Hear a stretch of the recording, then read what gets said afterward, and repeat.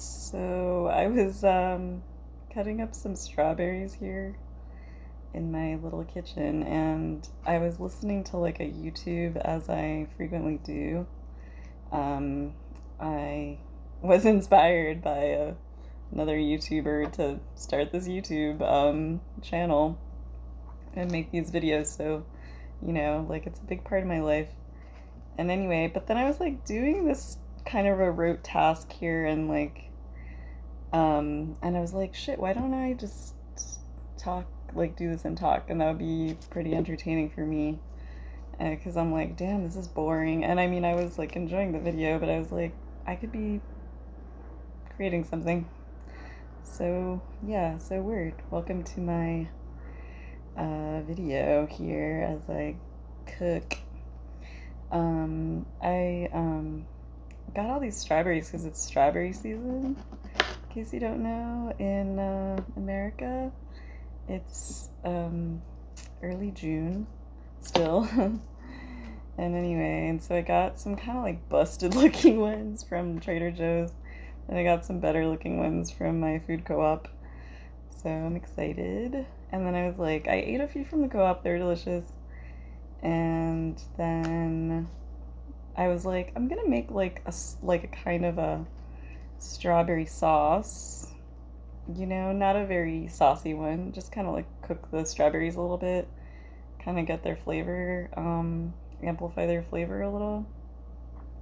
Add a little sugar maybe, and then make like strawberry crepes. And then I got some rhubarb from the co-op too. Add some rhubarb, which is like a nice, very lemony flavor, very bright and acidic, and should be great. So anyway, but yeah, I've been having like, an intense weekend. Like there was like, I mean, I'm kind of getting to know this about myself, I'm sharing this with you guys, is that, we all have a sort of like emotional system, like we have these different systems, like the digestive system, etc., the nervous system.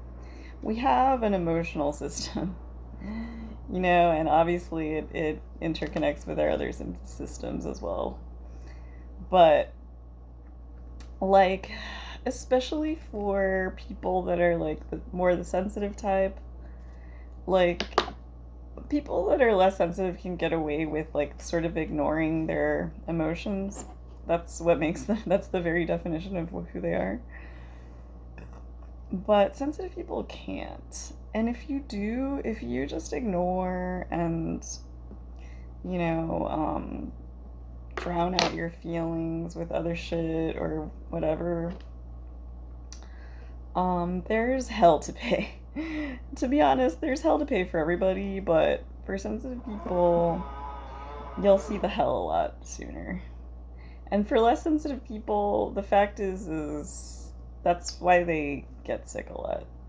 Like, serious illnesses and stuff like that. Eventually, it gets absorbed somehow. Like, it just has to. Like, it's physics. It's energy. So yeah, so I've had to spend this weekend like processing through a lot of stuff. Like, I won't go into details, but it's just really heavy stuff from my from people in my environment, let's just say. And it's, as a sensitive person, you end up like absorbing a lot of other people's shit too. And and then I have to process that too. You know what I mean? So it's like, it's hard living life as a sponge. Because, I'm sorry, but I really don't know that most people I encounter are taking the whole weekend to process their emotions. You know what I mean? Like, not to brag, but like on the real. But they should, perhaps, because then I wouldn't have to fucking process them for them, which isn't helping them, is it? Is it helping them? Maybe it is, low key. But yeah, but anyway. That's a question for a different video. So anyway, just feeling a lot. I mean, to be honest, I was feeling like very rageful about a lot of things that have happened with me recently. And then I was feeling finally like after having expressed some of that rage through like listening to like nonstop metal, like Speed and Black and various types, um, and punching the air in the park when no one was looking. After days of that and just being grumpy in general, which I'm sorry for anyone who's been around me who's experienced that. I've tried to keep it under wraps, but sometimes you're just pissed. Anyway, so after kind of working through some of that and like whatever, jogging and stuff, like I've arrived at the new sensation, and that is a deep sorrow, like a very deep sorrow. And like I have been, in fact, crying for days. I cried for hours last night. I cried this morning. And just, I mean, it's also like what's going on in the society right now and how incredibly like bleak and dark and violent, can I just say, it is. And it's like this shit. First of all, it kind of should get to you because it's really bad, you know? It's like, if it happened to you, you bet your ass you would be crying, you know? Or whatever, reacting in some way. A lot of people don't cry. Anyway, so, you know, that, and then, you know, just the particular things that have happened in my personal life have been just like, you know, let's just put it into the category of interpersonal betrayals. You know what I mean? To add to the heap. You know, like I'm no stranger to that. But yeah, let's just call it that. And it's just like, it's just, you know, you do get mad. You know, like the anger comes from. The purpose of anger, right, as an emotion is for self-protection, actually, right? It's so you can fight back. But then underneath of that, that's a defense, right? That's the defense portion of the reaction. But then under that is like the reason why you had to fight in the first place. And then if you look at that and in relation to one's social life and family and whatever, like it is really sad, like that you would have to like you'd have to protect yourself against people who, you know, are supposedly your friends and family, etc. You know, but more and more, I think, you know, as the world is getting dismantled, let's just say, by sick psychopaths in power, we will see that there will be more and more interpersonal betrayal among us little people. You know, because it's just it will become a less and less humane environment in general. And that expresses itself through people's behavior, you know, just inevitably. And it's harsh, you know, and you know, the people who get it the most are the people who are, not to brag also, but like tend to be the more emotionally mature people, and the more sensitive people, because people on an intuitive level, and we all have intuition, can sense about other people that they understand, that they are understood by certain people, you know? Like some people are, you know, sensitive people, aka, are like superconductors for emotional energy, you know? So people come to us for healing, but it's not consensual. And it's at our cost, actually, shamanically speaking. Like, we take their pain and we bear it, and they know that we have it, and then that part of themselves is kind of relieved, at least for a little while. That's the fucked up thing about it. Or, when it's a non-consensual and non-ritualized thing, then it just becomes kind of like a temporary solution, and you have to keep doing it. That's the cycle of abuse, aka.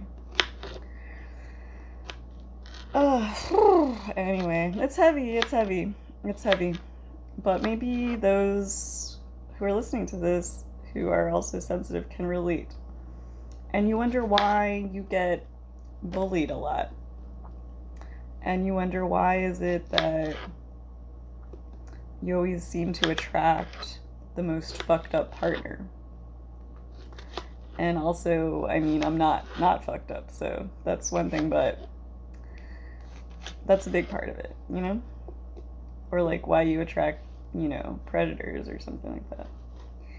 It's like, yeah, like they want to be predators, and you're easy pickings because you're a cream puff.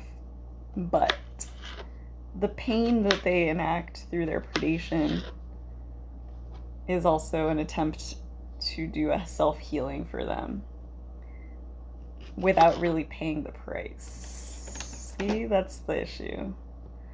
If you want to be healed, you have to feel the pain yourself, unfortunately, most of the time. And you can get a shaman to help you feel the pain, or aka, a therapist in this society most of the time. And that's valid, cool. But to put that pain on someone else in a attempt to heal yourself will work to some degree, but mostly you're just fucking with other people. And you're providing yourself with temporary relief only. And you're causing a bad vibe. Let's be frank. Nobody wants that.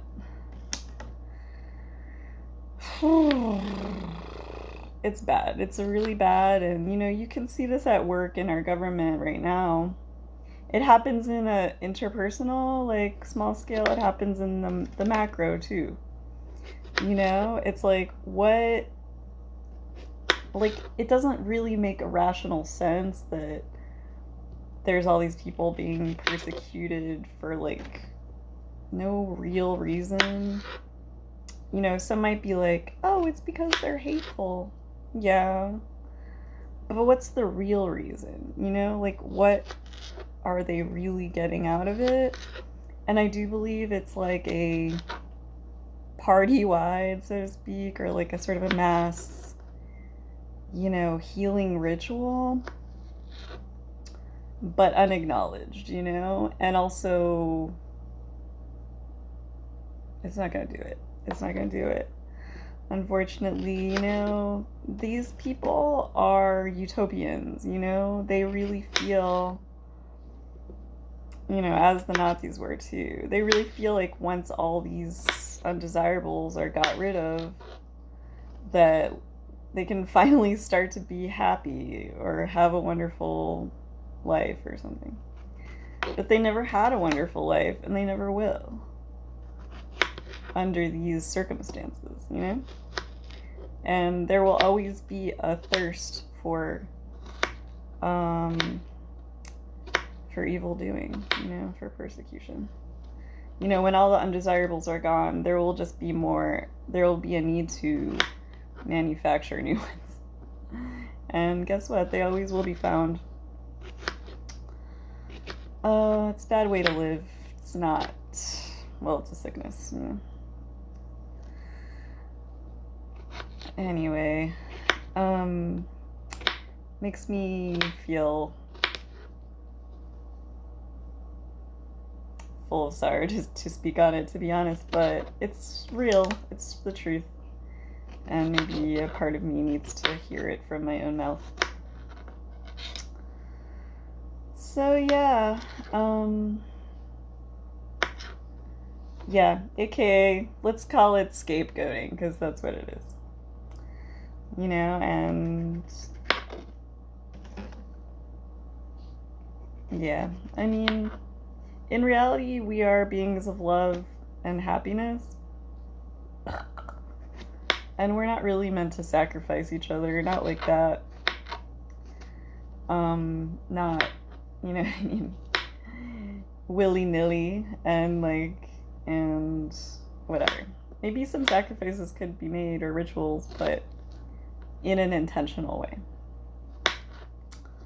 You know, see the ancient civilizations and societies for that, where there were, you know, various rituals and rites, and on a mass scale, and they were connected to the need for that, and which unfortunately we've lost that connection in a conscious way because of the sort of mass secularization of our societies.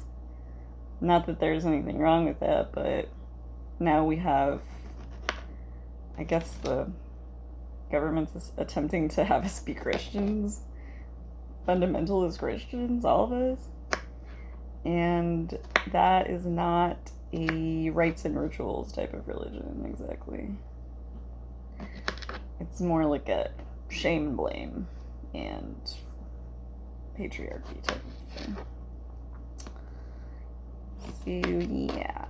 So yeah, and then it kind of brought me to like thinking about like power sources, right? And you know, it's like those of us who are more or less emotionally healthy try to keep our emotional and everything like books balanced. Well, you know, I'm trying. You know, a lot of people aren't. Those of us with you know, trying to live this way, do have within them like their own source of energy in that way. You know, I wake up and I feel the desire to do things, you know? I have an intrinsic joy, a lust for life, you know what I mean? A pep in my step on a good day. But in general, you know, I have to say I am a happy person, even though I will regularly spend an entire weekend crying. You know, that's not incompatible in my view.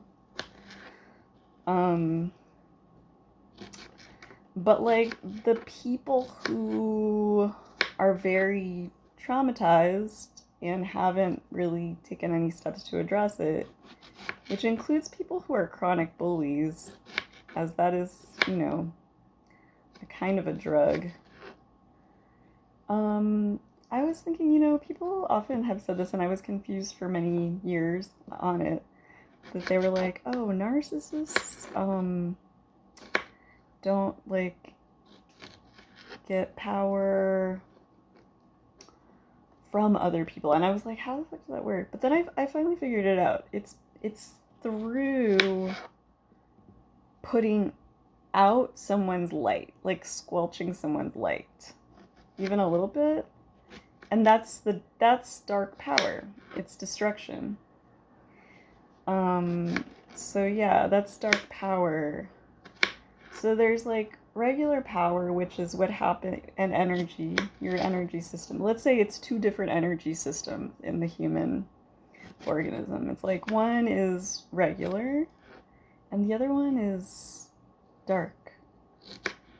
And unfortunately, the dark path is one that's gaining quite a lot of speed and popularity these days, which is very troubling indeed, because it runs on destruction. It's like, you could say it's like a fossil fuel type of dirty fuel. It's like it runs on destruction of other people, environments, destruction, squelching, death, and things like that.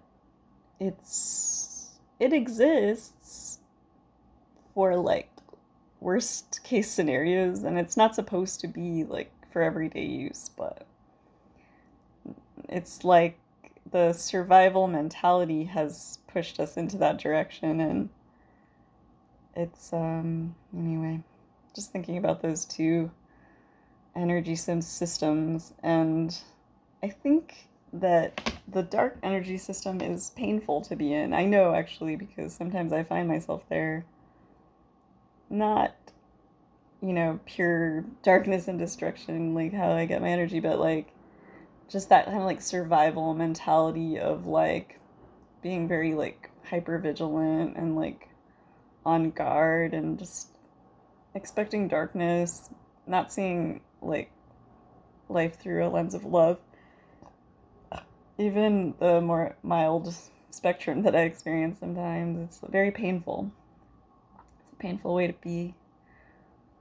And I think that there is a desire in those people, which there are legion, to have our original and our real energy system back online. And I think that the people who they see having that original energy system, they get special power and special dark power from having us go into their energy system, which they know is a hell to live through. Anyway, heavy video, but thanks for cutting up strawberries with me.